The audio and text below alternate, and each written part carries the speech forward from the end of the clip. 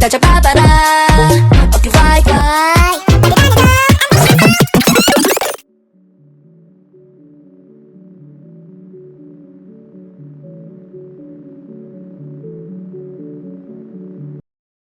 In the music industry, there is an unspoken rule. When a pop star vanishes, the corporate machine immediately controls the narrative. In February 2026, a global girl group, Katseye, was on top of the world. But right as they geared up for a massive promotional era, their label, geffen, dropped a giant announcement. Member Manon was going on an indefinite hiatus to focus on her health and well-being. But almost immediately, their corporate script fell apart. On her personal fan broadcast, Manon countered the label completely, stating, "I am happy and I am healthy," adding that some things were just out of my control. She wasn't sick, she hadn't asked for a break.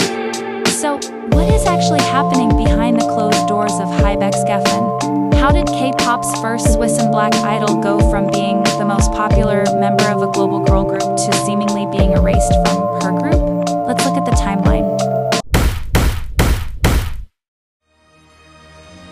To understand the mystery of Manon's 2026 hiatus, we have to go back to how she got here. During the survival show, the debut, Dream Academy, Manon wasn't the typical trainee. She wasn't scouted from a prestigious dance academy.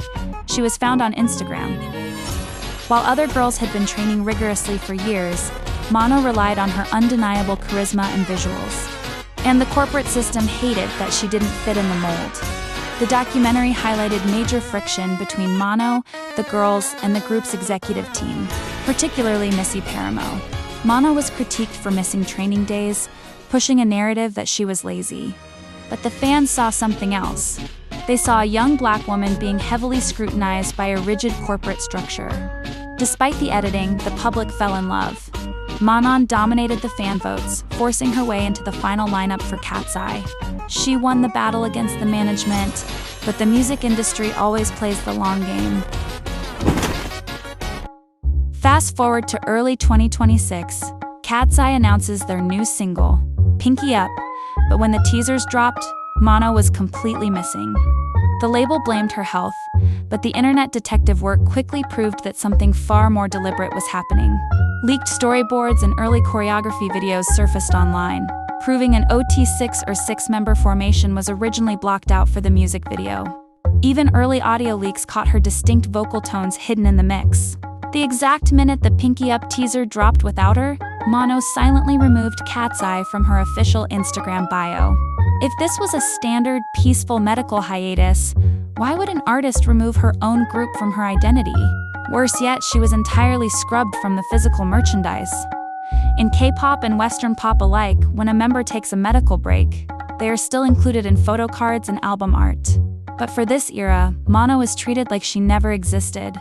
And the final clue? Missy Paramo, the manager Manon had well-documented tension with, was promoted to head of artist operations.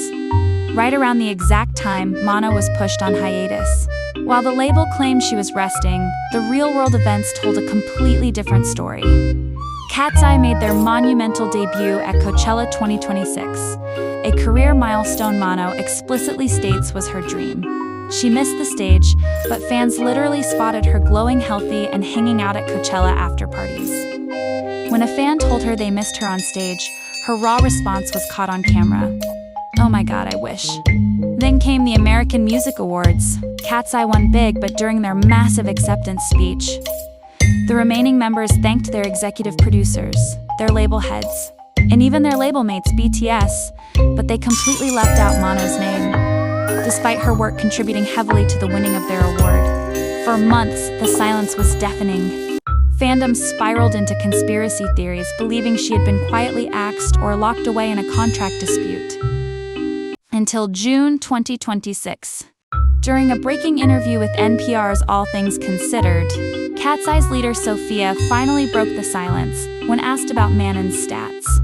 And if she would ever return, Sophia carefully stated, "I can definitely say that she still is currently on that hiatus. And we and the fans to know that Manon loves you guys so much." Sophia validated how difficult it has been to move forward without the sixth member they built the group with.